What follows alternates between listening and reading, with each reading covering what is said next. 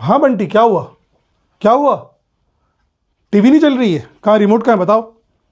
हाँ जी, क्या हुआ? टीवी नहीं चल रही है? हाँ यार, टीवी चालू नहीं हुई यार। फिर चालू नहीं हुई यार, अभी भी चालू नहीं हुई। क्या गड़बड़ करी तुमने? लाइट भी है, सेल कहाँ है यार बेटा? सेल ही नहीं है रिमोट में, तो टीवी कहाँ से चलेगी? सेल लेकर आओ फटाफट। ठीक है, सेल लगाते हैं हम यहाँ पर। अभी चालू होगी थोड़ी देर में टीवी। चालू हो गई टीवी, सिंपल सी बात है। प्री प्रोसेसर, जब तक रिमोट में सेल नहीं रहेगा तब तक हमारा रिमोट काम नहीं करेगा। Is known as preprocessor, is known as preprocessor. चलिए, आज की वीडियो में हम बात करेंगे बेसिक्स ऑफ सी लैंग्वेज की। पार्ट नंबर 3 होगा, जिसमें होगा structure of C program. C program का स्ट्रक्चर, जब भी हम सी का कोई प्रोग्राम बनाएंगे तो उसमें किस स्ट्रक्चर को फॉलो करेंगे, उस स्ट्रक्चर को हम पूरा डिटेल में समझेंगे। किसी भी प्रोग्रामिंग लैंग्वेज में अगर हम कोई भी प्रोग्राम बनाते हैं तो उसके लिए हमें सबसे पहले उसका बेसिक स्ट्रक्चर पता होना ज़रूरी है। तो यहाँ पर मैंने सी लैंग्वेज का बेसिक स्ट्रक्चर लिख कर रखा हुआ है, जिसमें नंबर 1 सबसे पहला पॉइंट जो आएगा वो आएगा pre processor, pre processor directives. Number 2 पर होगा ग्लोबल वेरिएबल, नंबर 3 पर मेन फंक्शन, नंबर 4 पर अदर यूजर डिफाइन फंक्शन। तो सी के प्रोग्राम के स्ट्रक्चर में इन 4 स्टेटमेंट का होना ज़रूरी है। तो शुरुआती तौर पर अगर हम देखा जाए तो हमें ग्लोबल वेरिएबल की फ़िलहाल कोई ज़रूरत नहीं है। जब तक हम फंक्शन नाम का चैप्टर, फंक्शन नाम का टॉपिक नहीं पढ़ेंगे तब तक हम ग्लोबल वेरिएबल का इस्तेमाल नहीं करेंगे। अगर करेंगे तो उसके बेनिफिट या उसकी ख़राबी हमें समझ में नहीं आएगी। Number 2 other user define function, अभी हम इस्तेमाल नहीं करेंगे। तो सी लैंग्वेज के प्रोग्राम में जो हम स्ट्रक्चर को फॉलो करेंगे उसमें 2 चीज़ों पर काम होगा।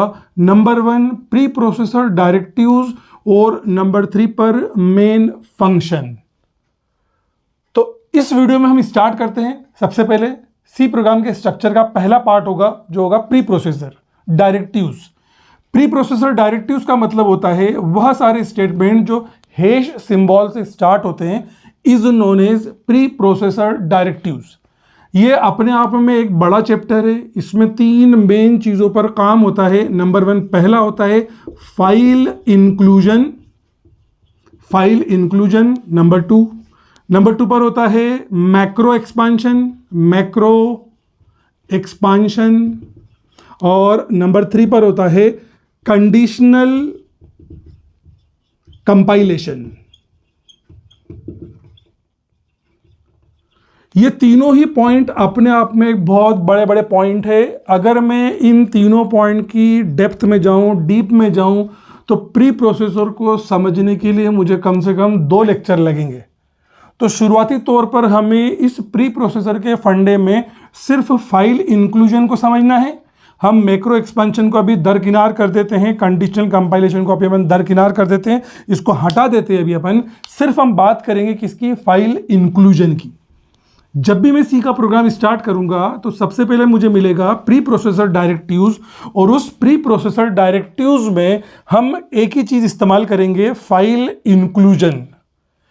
ये जो फाइल इंक्लूजन है इसका मतलब होगा कि हमारे सी प्रोग्राम के सोर्स कोड में लाइब्रेरी को इंक्लूड करना पहला pre processor directive file inclusion के थ्रू होगा। ये जो फाइल इंक्लूजन होगा, ये फाइल इंक्लूजन का सिंटेक्स जो होगा वो होगा हैश इंक्लूड,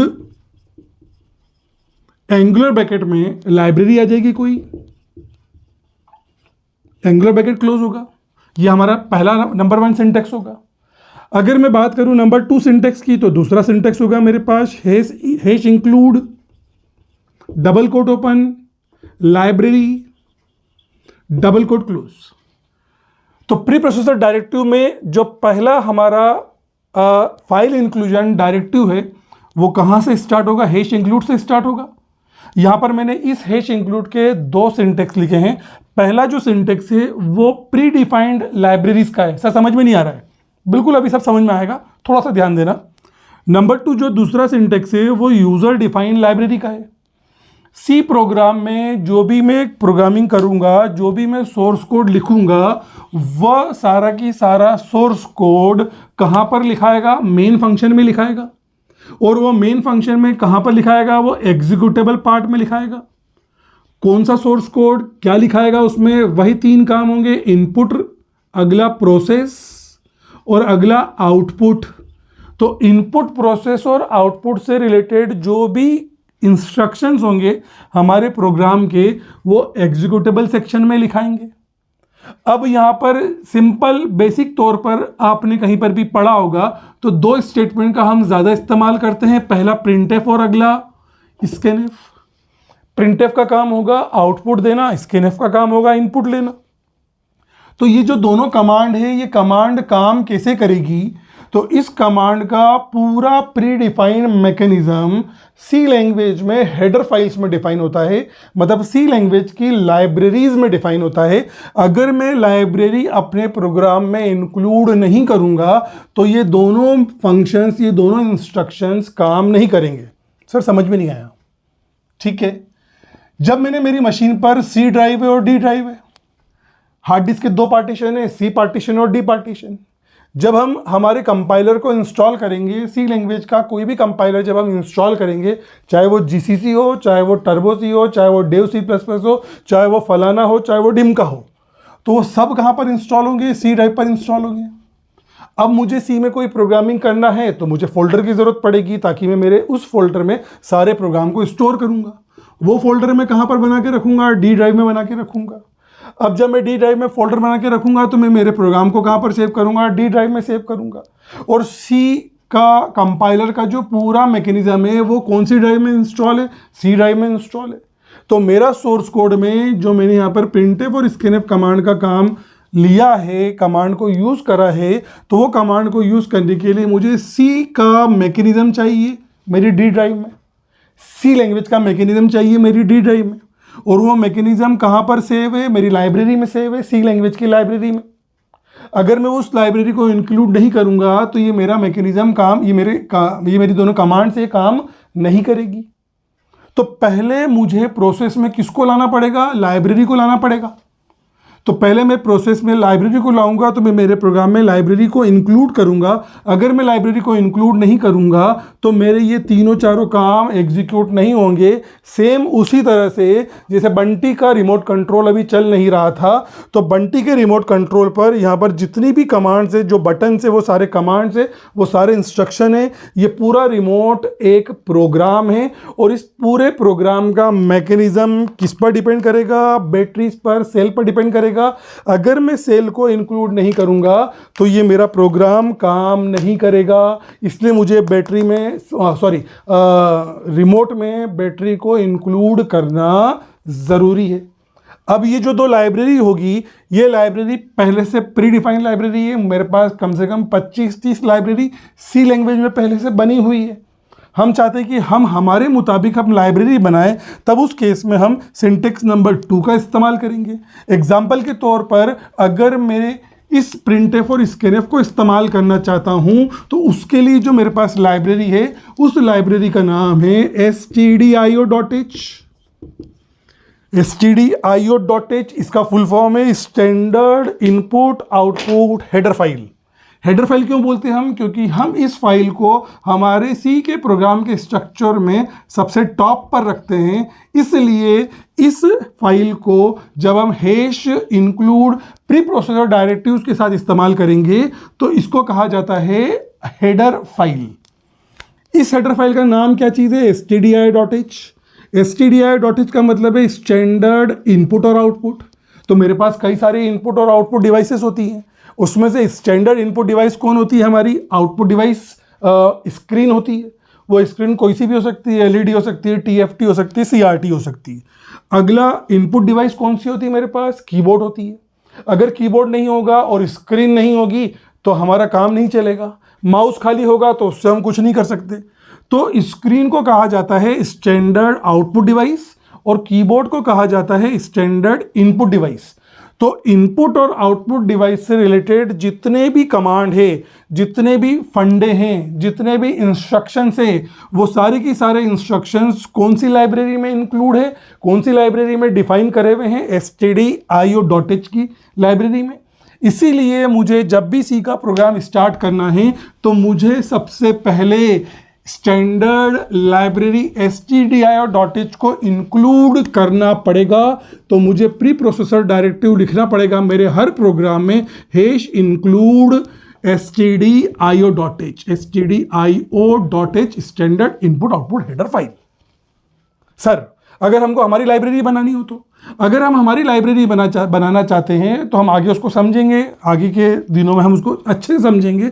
तो अगर मैंने सपोज कोई लाइब्रेरी बना के रखी हुई है javed_sir.h, तो हम उसको इंक्लूड कैसे करेंगे, हैश इंक्लूड, है ना, javed_sir.h।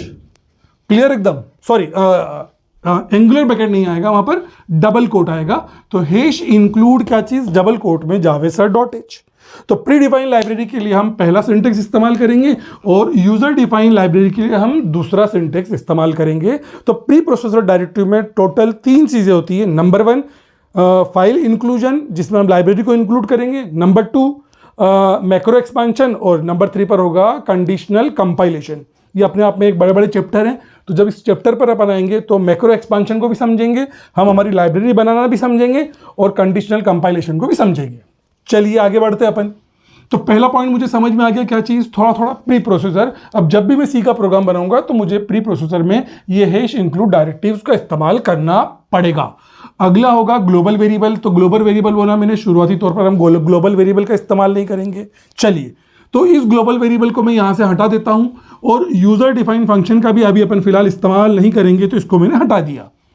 अब मैं सी प्रोग्राम के स्ट्रक्चर में आगे बढ़ता हूं तो मुझे मिलेगा मेन फंक्शन।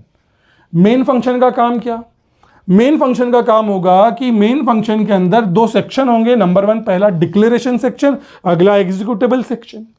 डिक्लेरेशन सेक्शन में मैं सारे वेरिएबल डिक्लेयर करूंगा, अरे डिक्लेयर करूंगा, पॉइंटर डिक्लेयर करूंगा, फंक्शन डिक्लेयर करूंगा, फलाना डिक्लेयर करूंगा, डिमका डिक्लेयर करूंगा। तो डिक्लेरेशन सेक्शन में डिक्लेयर करने का काम मैं करूंगा और एग्जीक्यूटेबल सेक्शन में मैं मेरे एक्चुअल प्रोग्राम हमारा एग्जीक्यूटेबल सेक्शन में आएगा, जिसमें हम इनपुट, प्रोसेस और आउटपुट से रिलेटेड सारे इंस्ट्रक्शंस देंगे। ठीक है, बात समझ में आती है। तो यहां पर इसे मेन फंक्शन क्यों कहा गया, इसे मेन फंक्शन इसलिए कहा गया कि यहां पर जब मैं मेरे प्रोग्राम का कोड लिखूंगा तो यहां पर कई सारे इंस्ट्रक्शंस होंगे। अब ये कौन सा इंस्ट्रक्शंस पहले चलना है, तो एक्चुअल में हमारे प्रोग्राम का जो मेन फंक्शन होता है वो होता है हमारा एंट्री पॉइंट। हम हमारे प्रोग्राम में मेन फंक्शन से ही एंटर करते हैं, ये हमारा एंट्री पॉइंट होगा। क्लियर, बात समझ में आती है? सर समझ में नहीं आया, सुनो मेरी बात। अगर मैं लिखता हूं मेन फंक्शन और main function curly bracket open curly bracket close करता हूं और आगे चलकर मैं कुछ दूसरे फंक्शंस का भी इस्तेमाल करूंगा, तो मेरे प्रोग्राम में एक से ज़्यादा फंक्शंस होंगे। तो मैं मेरे प्रोग्राम में कहां से एंटर करूंगा, तो मेरे प्रोग्राम में हमेशा एंट्री कहां से होगी, मेन से होगी।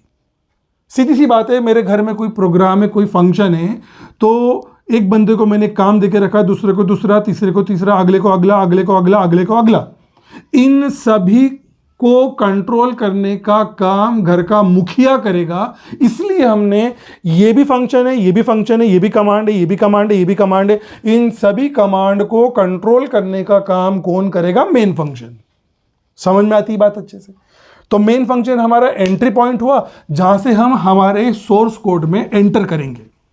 अब इस सोर्स कोड का क्या होगा, एक सिंटेक्स होगा। अब यहां से हमारा काम चालू होता है। अब सिंटेक्स पर आते हैं अपन। पहले हमने किसका सिंटेक्स लिखा, hash include stdio.h pre processor का सिंटेक्स लिखा। अब अगर मैं आता हूं कि अब हमको मेन फंक्शन कैसे लिखना है, तो मेन फंक्शन को लिखने के 2 तरीके हैं। नंबर 1 पहला तरीका है कि मैं लिखूंगा void main, simple bracket open close करूंगा मैं और कर्ली ब्रैकेट ओपन करूंगा, कर्ली ब्रैकेट क्लोज करूंगा। ये पहला तरीका हुआ। यहां पर वॉइड क्या है, वॉइड एक ऐसा डेटा टाइप होता है जो कि कोई वैल्यू की बात नहीं करता। तो वॉइड को हम शुरुआती तौर पर सिंपल सा इसी तरह से याद रखेंगे कि मेन के साथ हमें वॉइड को इस्तेमाल करना है। और ये वॉइड हमें कब समझ में आएगा, पिछले डेटा टाइप की क्लास में भी हमने समझा कि वॉइड एक वैल्यूलेस डेटा टाइप होता है। अगर आपने डेटा टाइप की वीडियो नहीं देखी तो ऊपर आई बटन पर क्लिक करके आप डेटा टाइप की वीडियो देख सकते हैं। उसके बाद मेन लिखा मैंने, सिंपल ब्रैकेट ओपन क्लोज, ये फंक्शन के लिए इस्तेमाल होगा। इसके बाद curly bracket open, curly bracket close, और यहां पर मेरा पूरा प्रोग्राम आएगा। तो वॉइड हमारा डेटा टाइप हुआ, मेन हमारे मेन फंक्शन का नाम हुआ, मतलब ये आइडेंटिफायर हुआ। Simple bracket open close represent करता है फंक्शन को, यहां पर खाली छुटा हुआ है, इसका मतलब है विदाउट आर्ग्यूमेंट है, जबकि मेन फंक्शन विथ आर्ग्यूमेंट भी होगा। ये क्या चीज, क्या भला भला बोल रहे हो सर, सब आगे समझ में आएगा, अभी उस पर ध्यान नहीं देना अपन को। Curly bracket open, curly bracket close, block of statement होगा जो हमने डेलीमीटर्स में समझे थे। अगर आपने डेलीमीटर्स नहीं देखा होगा तो पिछली वीडियो में जाकर आप यहां पर देख कर आए, उसके बारे में मैं और ज्यादा बात नहीं करूंगा। तो स्कोप होगा ये। तो मेन फंक्शन का लिखने का पहला तरीका ये हुआ। मेन फंक्शन को लिखने का दूसरा तरीका है int main. Simple bracket open close, curly bracket open, यहां पर मेरा प्रोग्राम आएगा, कर्ली ब्रैकेट क्लोज होगा। लेकिन अगर मैं मेन फंक्शन में इंट लिखूंगा तो मुझे यहां पर एक रिटर्न स्टेटमेंट देना पड़ेगा, 0 या 1।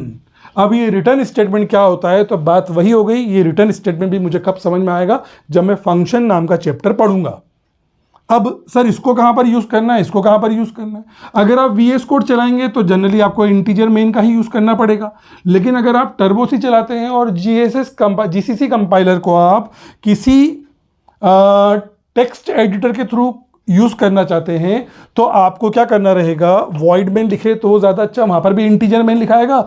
लेकिन चूंकि अभी हमको रिटर्न स्टेटमेंट नहीं आता है और रिटर्न टाइप नहीं मालूम है, तो हमको शुरुआती तौर पर वॉइड का ही इस्तेमाल करना पड़ेगा। बिल्कुल बात समझ में आती है। तो अब हम आगे बढ़ते हैं। अभी तक क्या हुआ कि हमने सी प्रोग्राम के स्ट्रक्चर में दो चीज़ों पर काम कर लिया और आज हमें ये समझ में आ गया कि अगर मुझे सी का प्रोग्राम बनाना है तो मुझे ये दो चीज़ तो लिखना ही पड़ेगी, hash include pre processor directives और वॉइड में। अगर आपको इससे रिलेटेड कोई भी डाउट हो तो आप मुझसे कमेंट में पूछ सकते हैं। और इस पूरी वीडियो में जो भी हमने पढ़ा है इसके नोट आपको बस वीडियो के बाद मिलेंगे। Thank you so much.